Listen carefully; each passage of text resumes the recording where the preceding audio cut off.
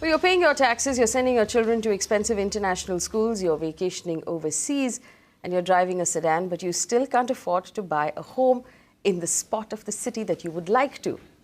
Does that sound familiar? Affordability or affordable homes are a dire need of this country, and it cuts across all classes. The Prime Minister announced the Housing for All by 2022 around this time last year. A year has gone by, and where are these homes being built? That's what we're looking for as an answer today on the Urban Debate. We have a stellar panel of guests with us in the studio. The question we're asking is simply this. If I have a budget of 40 lakh rupees today, where can I buy a home? What's standing in the way of these homes being built in our cities? In the studio with me, Pankaj Kapoor, Managing Director at Lysis Forest, Rajesh Krishnan, Founder and CEO, Brick Eagle Group, and Chintan Patel, Partner, Deal Advisory, Real Estate and Hospitality at KPMG. Gentlemen, thank you so much for joining us in the studio. To our audience, our phone lines are open. If you have a question about buying a home or not being able to buy a home or where you should do that, pick up the phone and call us. Doesn't matter which city you want to talk about, we're here to answer your questions. Rajesh, I'm going to start with you. You talk about affordable housing. It's the space that your company is dealing with right now. Where is the affordable housing being built, let's say, in a city like Mumbai? Yes. Me? Yes, Rajesh. See, by definition, affordable housing is by and large going to be available in the outskirts of the city. If you're looking at a 40 lakh price point, we're talking about Navi Mumbai and beyond. Yeah. So, I mean, the obvious question is, who's going to buy these homes? It's not even Navi Mumbai. Even if you talk about Panvel at this point, 40 lakh rupees is a stretch even in Panvel. So you're talking about whether you have to go down the expressway halfway to Pune. Well, you can get houses at 40 lakhs in Panvel. It boils down to size. Okay. Right? You can get 500 square feet homes in Panvel for that kind of price point. In fact, much more than that. In Panvel today, the price points are about 5,000 rupees a square foot. So you can get like a 600 square feet home for 25 lakhs, and that to me is affordable. That is affordable, okay. But tell me this, what's standing in the way in terms of the challenges? If we're going to talk about Housing for All by 2022, where are the challenges right now to actually make that happen? See, the challenges are multifold. And see, the obvious one is single window clearance. I'm sure there's a lot being talked about on single window clearance, and there is enough to be done. It's still not a reality. So if you're serious about Housing for All, we need single window clearance within a couple of months. The second big point I would say is funding for developers. And it's not talked enough about. Okay. Today, if you look at the Housing for All mission, they're offering 6.5% interest rate subsidy for buyers. There is a lot of initiatives on funding the customer, but I don't see enough being talked about funding the developer. Right? For a start, I'm thinking bank loans to affordable housing projects should be PSL. Today, banks cannot differentiate between affordable housing and the rest of real estate. Can anybody differentiate between affordable housing and the rest of real estate? Because every time we bring up this conversation, and Chintan and Pankaj, jump in if you want to, whenever we bring up this conversation, this is what happens. Now, in a city like Mumbai, are we defining affordable housing based on the square foot that I buy? Because there's a huge difference in the scale and the pricing in Mumbai if we compare it to, say, a Bangalore or a Pune, or even the NCR region. Rajesh, how are you defining affordable housing? What's affordable, really? See, for lack of better, I think we have to stick to size. I would say anything less than 600 square feet is affordable by absolute standards. In Baikula, 600 square feet, Why is that not? affordable housing? It is in Baikula, right? It's going to be half the price compared to a 1,200 square feet home in Baikula, correct? Right. By definition. So it's the same idea as putting shampoo in sachets, right? A 2 rupee sachet is affordable. All right. Chintan, you obviously don't agree. And I want to come back to the point of, just defining affordable housing and things that are standing in its way. If I were to ask you to define what affordable is, and I don't mean affordable for weaker sections of society. I mean affordable for the large chunk of our society living in our cities. So just to take the Deepak Parekh formula, which is you should be able to afford anything that's 5 times your annual income. So we're talking about someone in the 8 to 10 lakh rupee annual salary bracket. Where are the homes for them? I feel that affordable housing is a very loosely used term, right? Again, the definition, and there are multiple agencies and including people like Mr. Deepak Parekh have defined affordable housing. But if I look at even people sitting on this panel, I'm sure affordability for each one sitting on the panel would be different. Sure. Or probably it's the same. I don't know. But I think affordable in what part of Mumbai probably South Mumbai is different than central suburbs to what's happening in Boisar, if you consider that to be Mumbai, to what's happening in Kalyan. Yeah, to Bangalore, to Pune, to NCR, to any of our other cities. Yeah. Right. So that's where I think that part of the problem is it's important to define affordable housing in its right sense. Is there a fairly large dearth of affordable housing even for mid-income housing? The answer is yes. The question is, where would you find houses which are around that 40-50 lakh bracket? And I agree with Rajesh partially that the size can help you bring that down, and a lot of developers today are getting smarter with how they develop their units. So they're keeping the ticket price the same, but reducing the size of it. Now that helps creating the whole affordable housing piece, as what you say, the smaller sachet versus the bottle. But if I look at affordable today, if you go to a Boisar, houses are available where the square footage price is anywhere from 2,500 to 4,000 rupees. Or there are other parts where it is around 5,000, 6,000. If you reduce the size, it still fits that bracket of 40, 50 lakhs. But otherwise, it becomes very difficult to afford something in that price. The challenge, Chintan, with Boisar or any of these other affordable housing neighborhoods that we're talking about in the peripheries of our city is the lack of infrastructure. Absolutely. How is anybody going to travel in? So, for example, Bangalore has a Doddaballapur where we know Puravankara's affordable housing arm has a massive project going. How is anybody going to travel in the morning into the city for work every day, back out again? We're talking about at least 2 hours on the road one way. That's 4 hours gone out of your day. That's a really unfortunate way to make a large chunk of your population live. No, I agree. So unless there is enough government spending on the infrastructure, especially on public transportation, because you have to understand that people who we are talking about from an affordable housing standpoint are not using cars, right, to drive back and forth 2 hours on these highways. So is there appropriate public transportation, primarily more from a train standpoint as opposed to a bus standpoint, because we again get into the whole traffic scenario. So I think if there is right spend from the government of infrastructure connectivity, then I think we'll be better off. Okay. The government is proposing the Trans Harbour link, right, connecting the Navi Mumbai area to the island city. If that is done, I think that's going to be one of the good key areas for infrastructure growth. If I can add to this, see, in today's context, people don't need to come to the center of city for employment anymore. Take Bombay, for instance. People don't have to go to Nariman Point anymore for employment, right? But they still have to go to BKC and Lower Parel, which is actually the center of the city. The trains haven't really become empty. I tell you, they are still coming crowded all along. So if you look at, you can't get in the Dadar, and so till Lower Parel and Nariman Point, the argument here then is to decongest the city and create what we call peripheral business districts, which is already happening. You see, 70% of people who live in New Bombay work in New Bombay. Right? Even if you look at a place like Karjat, within half an hour driving or commuting distance, you can get to an employment center. You got Rasaini, you got Kalyan, you got all of New Bombay within half an hour commuting distance. And trust me, it's a huge ecosystem in its own right. Okay, Pankaj, tell me this, and I want this question to go across the panel. Obviously, we're looking towards the budget right now because that's going to happen at the end of the month. We know this is a government that's serious about housing because they've said so much. But obviously, there's a list of things that the government needs to do at this point in order to make that housing possible.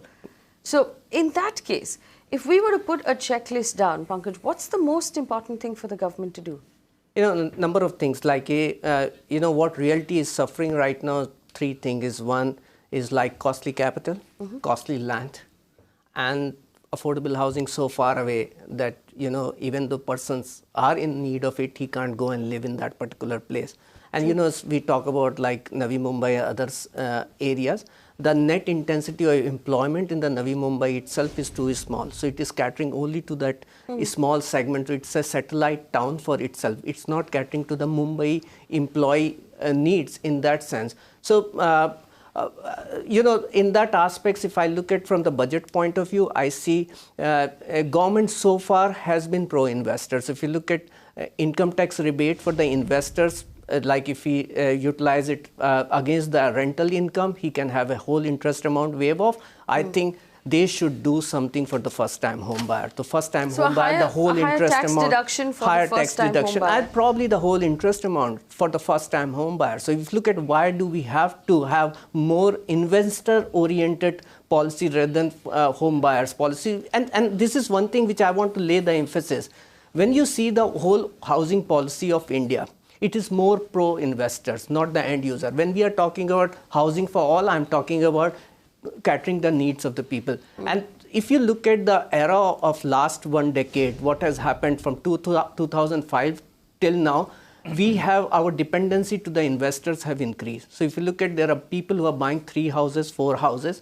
We have seen the data, the census data represents that from 2001 to 2011, the vacant homes in India has increased. We have seen the inventory increasing and the sales coming down. So all around, I'm seeing that the policy itself has been such which has abused the need rather than fulfilled this. So one thing is that government has to sit down and look at, and I said that I need to do a corrections to it. If I have to fulfill the need for housing for all, first thing, let me acknowledge, am I taking care of end user, or this policy will remain to the investor? Second, one more point. Yeah, we'll come back to you. Let's address these one by one. Chetan, do you agree that policy in India is tilted towards the investor and not the end user and the home buyer?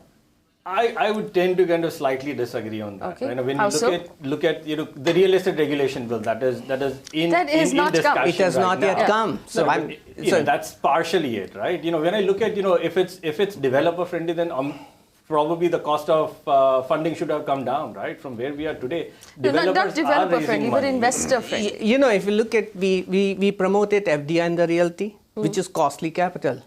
And who has made the more money is only in the investors, or the loss the money of it's an investor. What we need for affordable housing is cheaper capital. We are today acknowledging, but what we promoted in the beginning was the costly capital. Yep. Look, I tend to agree with that. Let me give you an example, right? Let's say I'm a poor guy. I want to buy a house, and I can only afford to pay so much in the next few years, right? Okay. Invariably, I'm going to buy under construction property because that's all I can afford. And by the way, if I buy under construction property, I have to pay service tax, and there are so many leakages. Whereas if I'm a rich guy, I can go and buy in one shot a constructed home. I don't pay service tax. Absolutely. Why should that be the case? Yeah. It totally beats me. Yeah. See, today the fact is 25% of the value of a house is taxes, stamp duty, and various government charges. Right? 25%, that's huge. Yeah, that's huge. And even in that, and that's not different for a 30 lakh rupee home, it's not different for a 3 crore rupee home. It's the same. I'm still paying that kind of money on taxes and on local dues. Rajesh? That is true. But all I'm saying is, if you want to make homes affordable, we have to really think about our tax structure. We need to rethink our tax structures. And then I'm going to come back to you on that one. The fact that you disagreed that most of the regulation or most of the policy that we have is tilted towards making the investor, whether that's the Indian investor or the foreign investor, more comfortable in this space, but not towards making things easier for the home buyer. We're talking about service tax that frankly doesn't quite make sense. We're talking about a real estate regulator that has not come in, and we fought for it hard enough, but we haven't seen a real estate regulator.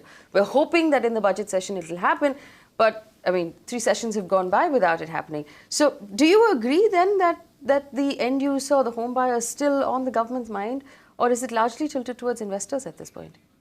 I think that the end user is definitely there on government's mind, right? If you look at prepayment penalties or even subsidy that has been given for affordable housing, right? The cost of interest that you have to pay for affordable housing, and that's somewhat defined in what government is trying to do towards that. There are various schemes and discussions happening on the end user, and then I again come back to, while that is not a reality, the intention of the government is quite evident in the real estate regulation bill. It has not been passed for obvious reasons, but let's not kind of hold the government standstill on this whole piece, that because real estate regulation bill is not responsible for the real estate regulatory bill. No, not because it's not been passed, right, is where I'm coming from, right? But if you look at a lot of regulations are punitive more to the developer than to the end user. We'll come back to that point of whose fault is it that the real estate regulatory bill has not been passed yet. But Mukul from Bangalore is on the phone line with a question. Mukul, go ahead. What's your question? Hi, I'm Mukul here, so I'm calling from Bangalore. Right. So actually, my budget is around 40 lakhs. I'm looking for an 2 BHK apartment with a minimum of 1,000 square feet. So even like I want to, once I get, if I pay for a rent, I'm actually looking for at least I should get 10 to 12 of rent, 2 BHK rent, where I can go ahead and invest. Okay, and is this a home that you're going to live in, or you're just planning to buy? Is this an investment that you're hoping to get some rent money out of? So at present, I'm going to give it for a rent. So future on, I want to go and live it. Okay, so you might occupy it sometime in the future, but right now you're going to give it out on rent. Pankaj, Where in Bangalore can he buy something for 40 lakh rupees? That will generate 10 to 12,000 rupees a month in rent. I would suggest towards the Sharjapur and the that particular cordon. If you so it's a very long road. So slightly But the farther down. Whitefield area is out of his budget. Yeah, it looks like Yeah. So I think Sharjapur Road is the quadrant which I'll consider that he can look at. But apart from that, the electronic city is also some of the places, the properties available within this particular budget. But one has to be careful about that. They need to see that the water availability in those regions. So I would still say that the preference would be more towards the Sharjapur. Yeah. All right. So Sharjapur Road is on your screen right now. It's it's trading at about 5,000 rupees a square foot. So 1,000 square foot apartment, you're talking about 50 lakh rupees. That's slightly out of his budget. You also said Electronic City. Let's pull up Electronic City. There's a lot of fresh supply coming up in Electronic City. That fits into his budget as well. And look at that price go up 18% over the last 2 years. We haven't seen that kind of movement in most of our other cities. What kind of appreciation are you expecting from Electronic City going forward, Pankaj? I don't see, 18% is too much appreciation which has happened, so he should be worried about it. So I'm seeing that there would be downside pressure which will built in. Properties across most of the market has peaked and there's a downside pressure. So there's a sales slowdown which is there. So you have read about the Prestige result itself. Yes. So there is a rising inventory and slow sales. So if a company like Prestige is showing slower sales than the rest, that's indicative of the rest of the market of Bangalore. Absolutely. So an 18% increase in any market in current scenario. So then, okay, so I'm coming back to the Yeah. question. 40 lakh rupee budget, 1,000 square foot is what he wants. Can't afford Sharjapur Road as we just saw. You're saying stay away from Electronic City because it's overheated. So now does he have to go to North Bangalore? No, that's where the case of if he's looking for his end use and anyone who is buying the property for the investment, he has to consider at least 2 years of a corrections over that or a stagnancy in the prices. Right. He should look at long term. Let's look at Tanisandra. Let's pull up Tanisandra and see what that looks like. I think that should fit into his budget. It's right next to the tech park, which means that he'll be able to give it out on rent. And there is some construction coming up there. Although to remind you what Tanisandra is out of your budget as well. Although to remind you what Pankaj said, there is a water issue in Tanisandra, Hepal and Henur. So that's something you should keep in mind. Rajesh, this is what we're talking about. Here's someone with a budget and we can't find a space for him. I would challenge the assumption that you need 1,000 square feet for a decent home. All right. Right? If you put a little bit of thought, you can actually make a 600 square feet home feel like a 1,000 square feet home with smart interiors. And I see some of that coming now in the market. Right? Okay. So, but then of course you got to be patient. I was reading a book which Yes. is Keys to the City. And this very interesting phrase which has come is, he said that we don't prefer, our preferences are frustrated preferences in the real estate when it comes to, you don't get tumhare man ka ashiana wherever. I always said that we aspire to live in the best and the most attractive location, but where am I eligible to live is the place where I'm going to get to live. So that sums up, either you have to compromise on the sizes, But that's so disappointing. or increase the You have to either distance, compromise on the location or the sizes or, something or the other in order to fit into the bracket. Incidentally, since you mentioned it, Ashiana Housing's numbers also came out today and they showed slowing sales in that affordable segment that, that they operate within. So here's an example. Mukund in Bangalore who wants to buy a home, who's going to have to either give up on location, which means you're going to have to go even further away from those comfort zones. It'll be difficult then to get, to rent out that apartment the further you move away from the IT hotspots of Bangalore. Or you get a smaller apartment, which is happening in Bangalore right now. People are looking at or building 600 square feet carpet or even less than that. That might be an option that you should consider. Chindan, I haven't forgotten about the fact that you said that it's not the government's fault that the RERA bill I'm has not entirely. passed. I think you're holding me in the wrong way, right? I'm not saying it's not entirely the government's fault. I'm saying there are things that government can do, right? If you look at Like managing parliament.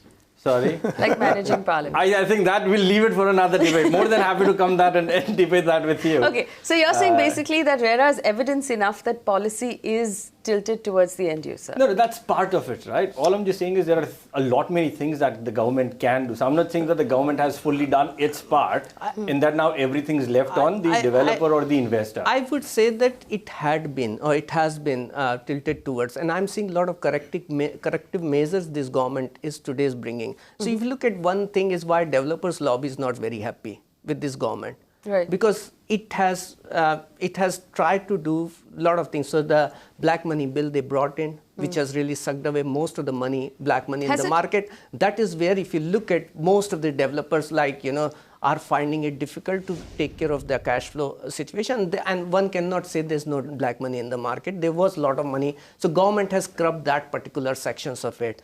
Another thing is, since prices have peaked and the investors' participation has dropped down, so you look at every developer sits down and says that sentiments are bad. A country which is having housing shortage is seeing a rising inventory. It's the biggest paradox. How can you say that the sentiments is drying away the sales? So any property launched by MHADA or the DDA or anyone, you see the queue and the lottery, everything. So there's a demand intact. The only thing that demand is not being met at the prevailing prices. So in that sense, I see this government is trying to bring a lot of corrective measures. And I think the first time this government has thought about bringing the housing for all. What we are seeing, this policy was laid down long back, and no one really made any efforts to correct it. There is some support, as you can see, right? Now we are at a point now. I've got one of the panel members already agreeing with a bit of what I'm saying, right? No, I completely agree with that. A few things, I just want to make a few points, right? I think the issue lies in terms of even the cost of funding for the end user, right? My cost of debt today, if I have to go out and get funding, is still anywhere from 9.5 to 10.5. If you look at what's happening in other parts of the world, if I look at the US, I can easily go out and buy a home which is 4.5% or 5%. When my cost of debt is that my EMI, the monthly installment that I have to pay, comes down. So maybe for the same price, for the same unit, I can get not 600, which can be there. You can probably afford something which is 800 or 900 square feet just by reducing the cost of debt. So can the government do something around the cost of debt? But other way, there is one more side. I mean, the RBI seems fairly headstrong in the route it's taking on interest rates, or the stand it's taking on interest rates. But Rajesh, you wanted to add something? No, I think the 2 points are actually contradicting, right? Yeah. On one side, we are saying there's a lot of demand. On the other side, we're saying interest rates are too high. Clients are not able to afford it, right? I would say the problem in the affordable segment especially is a lack of supply, not demand, right? The fact is we've got millions of people out there who can afford a 40 lakh, 20 lakh rupee home, and there is no supply. And if you look at what the government has done so far, I know they're very well-meaning, and actually they're trying to solve for housing for all. But if you look at the policies that have come out so far, it's predominantly around increasing demand. Interest rate subsidy, right? Now, 1.5 lakh rupee subsidy to the customer. They're not dealing with the problem of supply. So, and I'm thinking this is actually counterproductive. If you're actually fueling demand while there's no supply, we're just going to land up with increased prices. You know, interesting you said that. I want to put up a couple of charts on the screen right now. Ambernath, I'll ask my producer to fire the trip of Ambernath. Now, Ambernath is 1-2 stations away from Thane. This is affordable. You won't believe it, it's run up 25% in the last 2 years. There it is. Ambernath is up 25% in the last 2 years. If we look at Meera Road, or we look at any of these outer suburbs that we're talking about, we just talked about Tanesandra in Bangalore.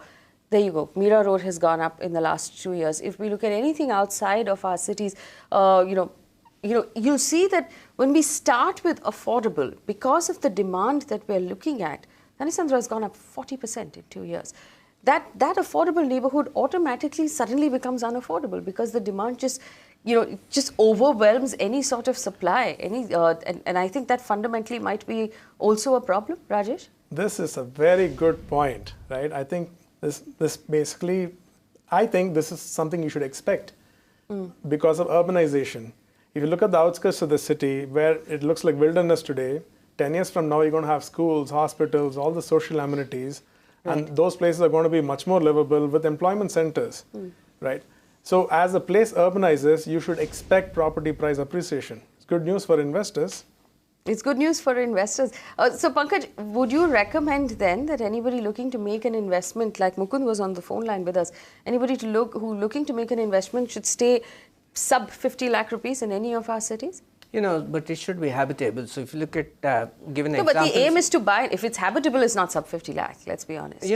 But it is not a case of like you look at the price is defined by the price of the land, or the property price is defined by the weight on people on land. So if you go to Bangalore and you say that 50 lakhs budget, and you can still have a property which interacts with the people, and then people can go and live.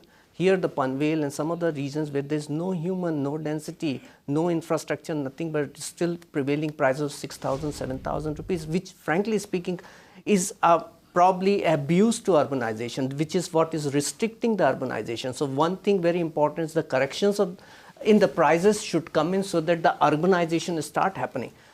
You look at what has happened, and all said and done, I'm talking about the infrastructure growth, every other growth. So if you sit down and see the satellite imagery, what all has happened through the organic growth.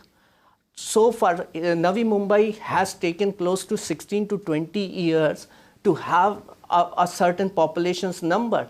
If we had connected through the Trans Harbour and other things, it would have really propagated much faster. But I'm talking about the area in the Panvel and farther regions which are completely disjoint. If you look at, they are into a big, very vast regions. We need big critical mass to come in. Probably double the population, so Mumbai should go and live in that place. Then the critical mass will start really triggering.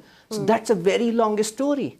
And there's so very long story. So my own sense is that one should pick up a location which is habitable, and one should not look at that the future like if you look at that the people who invested 7 years back or 8 years back, they got stuck. They're not really getting exit. Sure.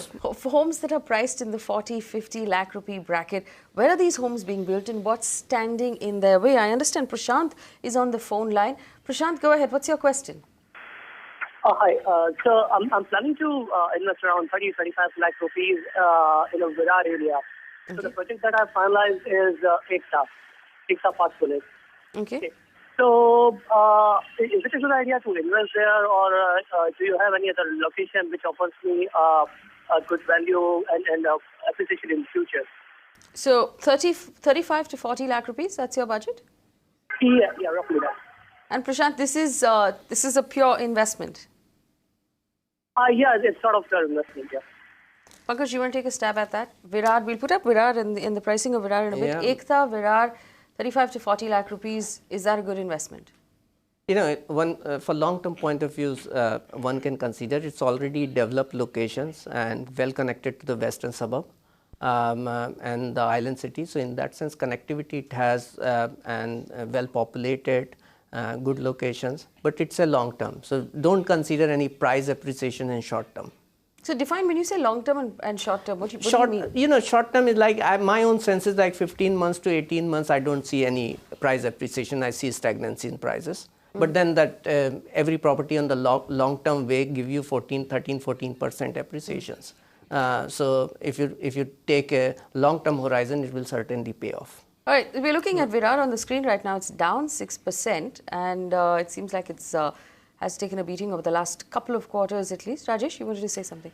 Yeah, look, if you're just purely looking at it as an investment, why would you buy a flat in Virar? What would you buy instead?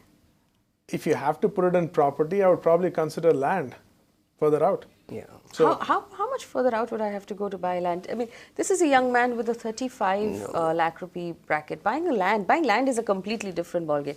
He can't leverage it, so he won't get his home loan if he's buying land. You have to buy a home to buy land. Would you suggest he levers up to invest in a property in Virar? Would you suggest not? Then you should tell him why not? Why not? Especially the question that I have is really, are we talking about affordable housing in the sense end user demand, or are we primarily talking about investor? Because I think it needs to be clear that if we are looking at 35 lakhs as an investor, is that your second home? Is that your third home? Are we talking about affordable housing and housing for all? See, I will tell you, if Prashant is on the phone line, Prashant, I know you're making an investment here, but is this your second home? Do you already own a home in the city? Yeah, I do have. Okay, you own a home in the city. This is your second home. You're making an investment. All right. Okay, so this is something like a extended planning for the future. So it's going to be investment as of now, but it's extended planning for the future. All right, so it's a plan for the future. I have one question for Pankaj, going back to the answer that you gave him now. There's Virar on one side, if we consider his budget, and on this the other side, the eastern or the central or the harbour line that he can consider. So like we talked about, Ambernath, we talked about the fact that there is a lot of job creation happening inside of Thane, inside of Navi Mumbai. Isn't so much happening in the Vasai-Virar belt. You have to travel into, say, Malad for job creation. Yeah. So, would you recommend Western at this point or Central or Harbour?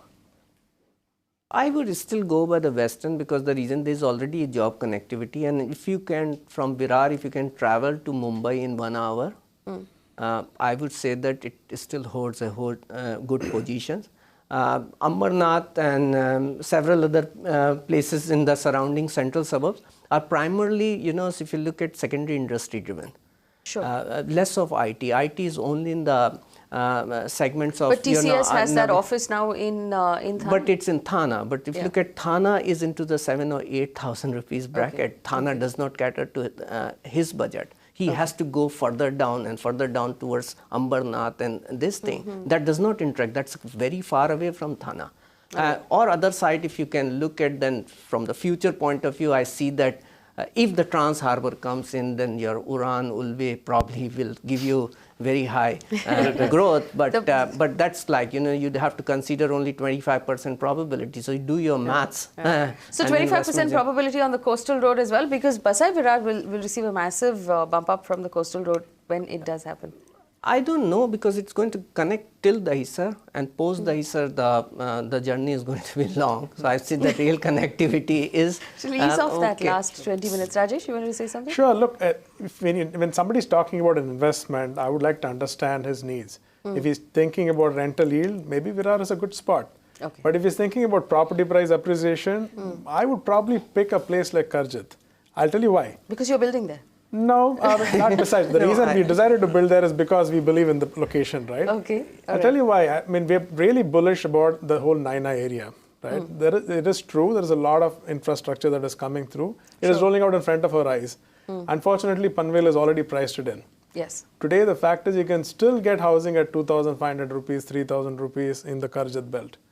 Why? Because it is not pricing in urbanization. Today, there is no social infrastructure. Just like you pointed out in Ambernath, we see those developments happening in essentially Karjat and those kind of locations. I'm saying bet on locations which doesn't have great social infrastructure today, where you see these developments happening in the next 5 years. One has to put the I disagree.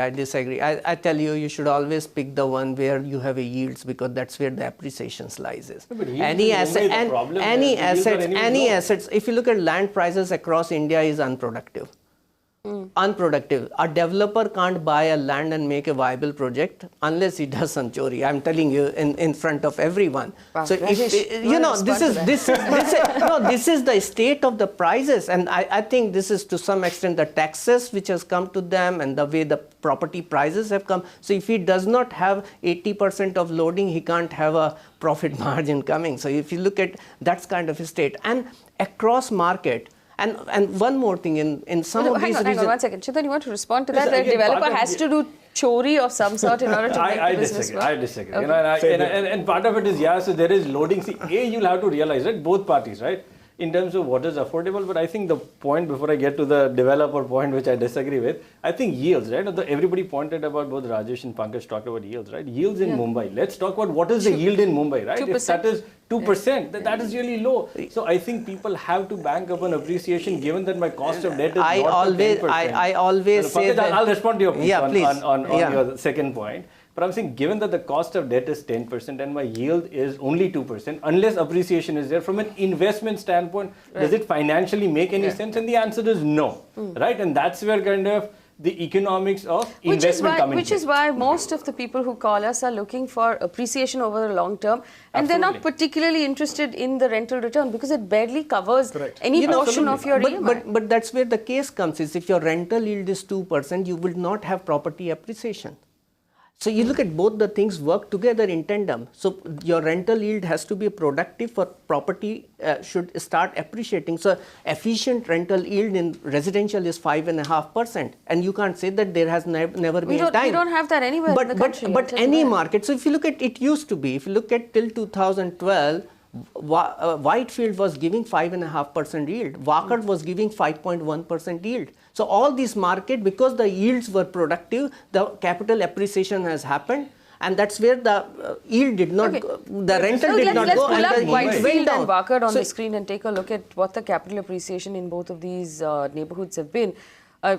Let's also be honest about the fact that it was largely, I mean, over the last 5 years, real estate capital values have followed the IT sector. Wherever the IT sector went, these capital values went with them, and hence the Whitefield and the Walker and all of these things. Would you say Whitefield is overheated, Pankaj? I would say that, and I would say that I will add one more dimension. So wherever the private equity investment went in, the property prices escalated quite a lot. And I see that, and the reason being is that 21% return money, if you start chasing the lands, the land prices appreciates, and in that tandem, and result in the property prices. So not only this, so if you look at Pune and Bangalore, they have attracted most of the money post 2012. And if you look at a journey before, from 2009 till 2012, most of the money was going in NCR and Mumbai. So, Chintan, don't follow the private equity investors? Again, I don't know. I think I have more disagreements with Pankaj than kind of. Otherwise, I am saying that the money is chasing. Money is creating this rise. Yeah, Chintan, go ahead. See, again, if you want housing for all, and you don't want to provide liquidity to the developer to develop it, I don't know what kind of situation are we talking about. But okay, the cost of land. Let's talk about the fact that in the first answer, all of you said this, that the cost of funds for the developer is too high. It is. The developer's raising at 22%. Sometimes, in some cases, it's gone up to 26%. How is he going to service that sort of debt and pay that interest rate? This has not always been the case, right?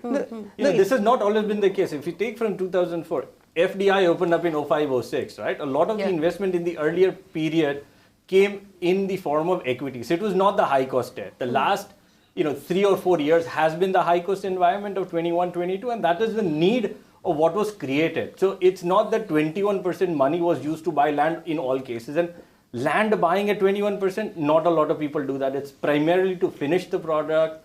It's halfway through. It's a last mile funding. Not a lot of this money has gone into taking 21% money for land acquisition. I tell you, most of the time, the developer does not need money for doing the construction. If you look at, he needs money for buying the land. No, but then Pankaj, how do you expect all of the stalled construction that we're seeing in all our cities? Because we can see a leveraging. Structure, but it's just not being finished. No, so it's over leverage. A few more dynamics you have to look at. Even the bank loan disbursement in India is highly accelerated. So what the builder does is he gets the cash flow once he sells this. But by the time he finishes 40 or 50% of his construction, his 90% of inflow comes in. Then he loses the interest and he looks forward to buying another piece of land. And that's where over leverage happens. So but you're calling the entire industry fickle, and they can't see through an entire project, and they lose interest and move on to the next thing. That is the basic reason why the escrow account has been integrated in the new regulatory bill, because they realize that this leverage is happening. It's not a function. So but developers... let's be honest. If we're talking about 20-25% debt, then it's possible that when I reach construction at a certain level, I'm going to use that money to service the debt, to pay interest, or to pay salaries, or to just, make my business, you keep the doors open, fundamentally. Is that a risk that's happening across Developers are not taking money to default on it, right? Let's realize it, right? Their aim is not to take 21% money or 25% money, default on it, and let their project go down, right? Yes. 25%, today what we're talking about is non-convertible debentures, carry personal guarantees and corporate guarantees, right? The intent of the developer getting in is not to default on that debt. He's putting everything on the line, is what you're saying. He's putting a lot of skin in the game, including the project that they're developing. And today, credibility says a lot about the developer. Why are corporate developers able to sell better than Tier 2 or Tier 3 developers? Because they have a certain credibility. Good quality developers are able to sell because of a brand name that they carry. All right, and you don't want to default on things. Let's refocus on what we started the show with. We looked at the prestige numbers. We'll put them up on your screen in a bit. The prestige numbers, which were very strong in the quarter that ended September, have actually shown some sort of sales weakness in the quarter that ended December. This is also true for a couple of other companies that that have announced their numbers for the quarter so far. And now remember, the real estate industry has a very small portion that's actually listed on the stock market, which means we don't get to see the numbers of a large portion of that industry. Rajesh, is it true that sales are slowing down quite drastically in this last quarter? See, my primary belief is affordable housing is recession proof. And when I'm saying affordable housing, I'm talking about the 20-30 lakh segment. Okay. What about the rest of it? It is true the real estate sector in general has slowed down, and that is primarily because of a mismatch between demand and supply. A lot of the supply that has hit the market, it's focused on the top 5-10% of the market, whereas the bottom 90% is still looking for a home and it's not available. All right, so you think it's recession proof. And if the government goes out and actually manages to build those 4 million homes that they're planning for Housing for All for 2022, then what happens to the prices at affordable housing? The top sector will tank further.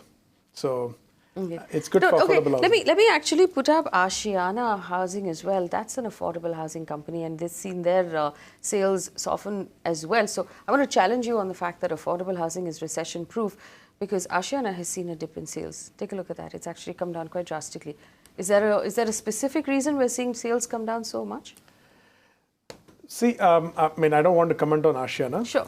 But then let me put it this way. Affordable housing is, selling affordable home is a process. Just because it is cheap doesn't mean it will sell, right? Because cheap has a few problems. There is a quality perception problem.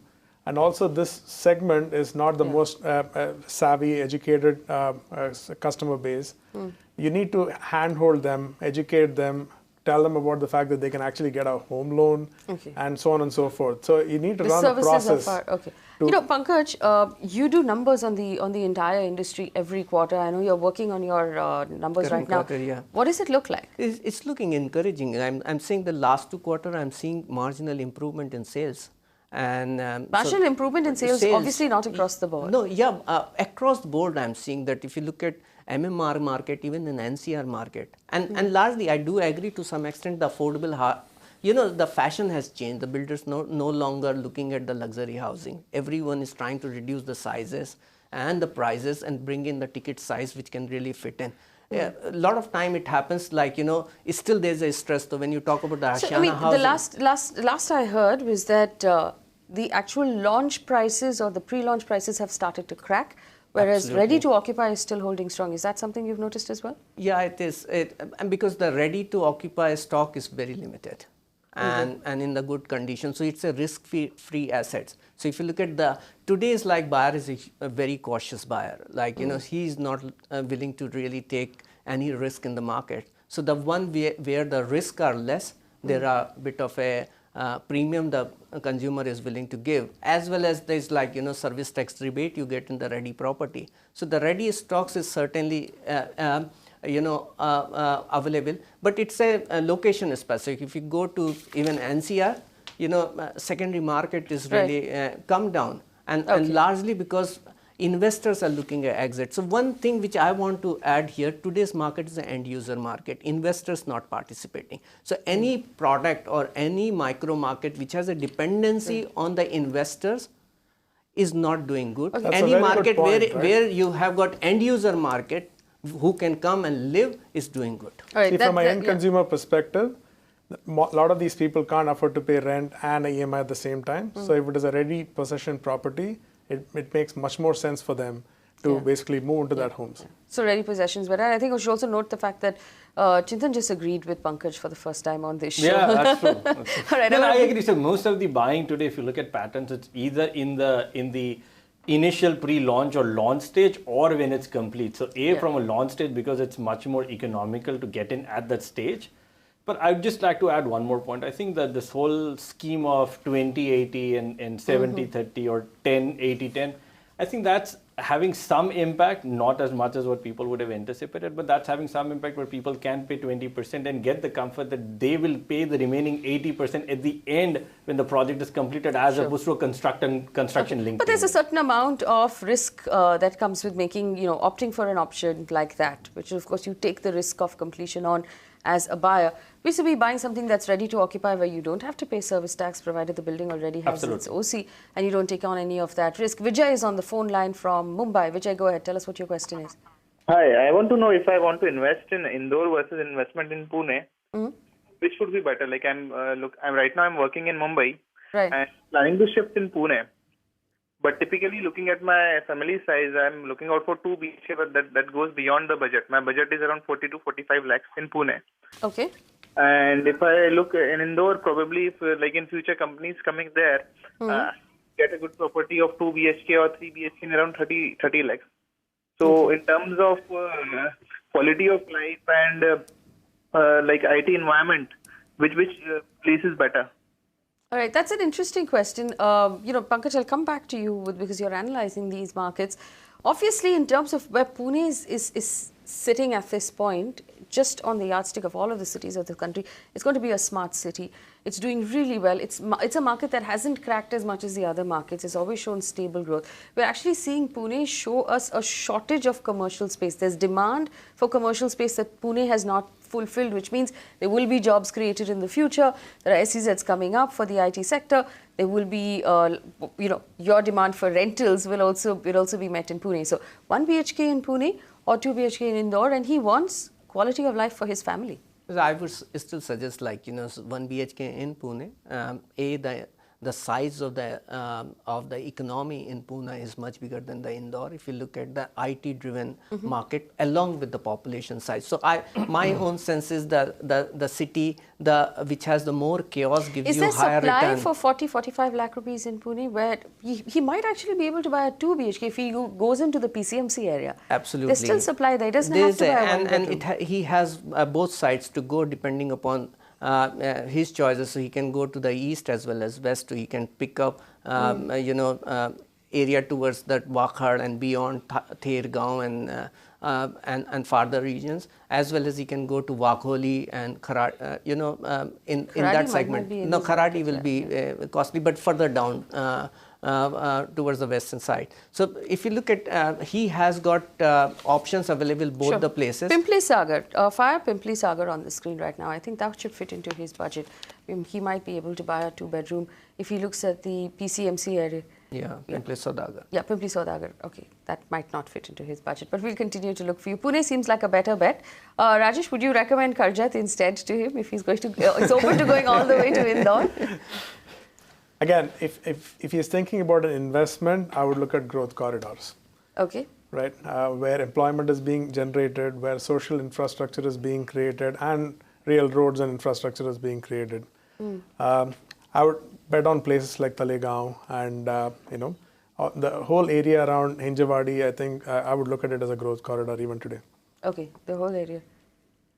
All right. We were talking about this in the break, the fact that the PMRDA, which is brand new, it's a new development authority that's come up in Pune, and it's looking at development right up till Lonavala, which means that entire corridor between Mumbai and Pune will be developed, and there'll be satellite townships that come up on that entire stretch. Talegaon could easily fit into his bracket. So portions away, further down from Hinjewadi also would fit into his bracket. Is that something you'd recommend that he does, Rajesh? Sure, Talegaon would fall in that kind of zone. All right, Talegaon would fall in that zone. Vijay, if you're still on the phone line with us, Pune is a far better bet right now. Okay. To cover all your bases, whether it's quality of life for your family, whether it's an investment, if you ever want to generate some sort of rental yield. Pankaj, very quickly, of course, there's a range of construction happening in Pune. There are the corporate builders that we know about, the names that are familiar, and there are also those builders who are specific to location or specific to the city who might not build more than, say, 4 or 5 floors. What advice would you give Vijay if he's looking to buy a home in Pune? I would say that, do your own search, look at healthy developer rather than big or small developer.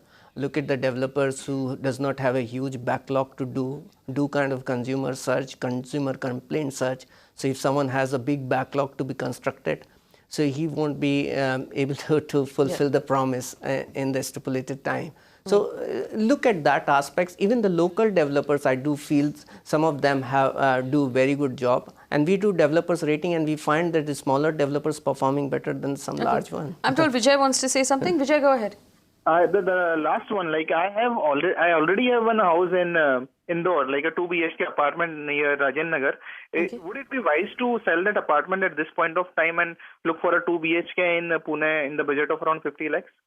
I don't know if it makes sense to attempt to sell anything in a market like this one. We just talked about weakening sales, so you just be competing with with the developers. Rajesh, would you recommend he tries to sell something in a city like Indore? I agree with you. Probably sit on it for now. No, I disagree. I said this today is if you're getting a buyer, try to sell it. Because the prices have peaked and there's a downside pressure. So it's a downside pressure. If you're able to get today's price, try to get it. No, but it's Indore. And yes, he's living in. He should be prepared for a 6 month to a year, window which is going to take to sell a house like that, right? See, the counter argument is if you have a property in the market for like 6-12 months, it's going to be counterproductive. Chetan? No, I agree with both of them, right? How could you? Given that, so partially, right? Because given the situation you are in, do you really want to kind of cut your losses in a way or kind of make up whatever profit you made and move into an area where you can see a better value for your investment? Absolutely. So you've got 1 rupee. Should I kind of cut it right now or do it or just wait it out? No, I'm not going to be able to find a buyer if I just decide that, okay, I'm going to offload this this apartment right now. I need to find a buyer who will take it off my hands. That brings me back to the discussions. Where is the dearth of demand, or where is the demand? If I say that there's no supply and there's a huge demand, and then we are talking about there's no buyer today to sell the house. Okay. So but also, we should also remember the fact that Indore is also going to be a smart city along with Pune. So, Pankaj, what future do you see for Indore in terms of appreciation? I haven't analyzed that cities and I haven't visited, so I won't be able to really comment on the city. But I'm seeing most of the tier 2 cities haven't really done as much as they should. And for the investment point of view, I would say that don't go by the smart cities. Smart cities will bring the efficiencies, which is going to be good for your living. And that's what is the crux of the smart city. It is not meant for the investment. It is meant for creating good living in that market. So I would say that if the city which is efficient, where you have got good circulations, prices don't appreciate much. Prices goes up in the mess and chaos. You said that look for social infrastructure, look for infrastructure in the beginning of the show. Now you're saying that will actually hurt prices. And we've run out of time, but we bring you back on the show. I'm just being told I need to wrap up the show because we've run out of time. Gentlemen, thank you so much for spending time with us this evening. The problem of affordable housing persists in our country, but we're going to talk about it. We're going to find solutions for you and find investment options for you. If you'd like to get in touch with us and give us feedback or ask us a question, there's various ways in which you can get in touch with us. You can reach me personally on Twitter. Just look for Faye D'Souza. It'll be my pleasure to hear from you. Thank you so much for watching.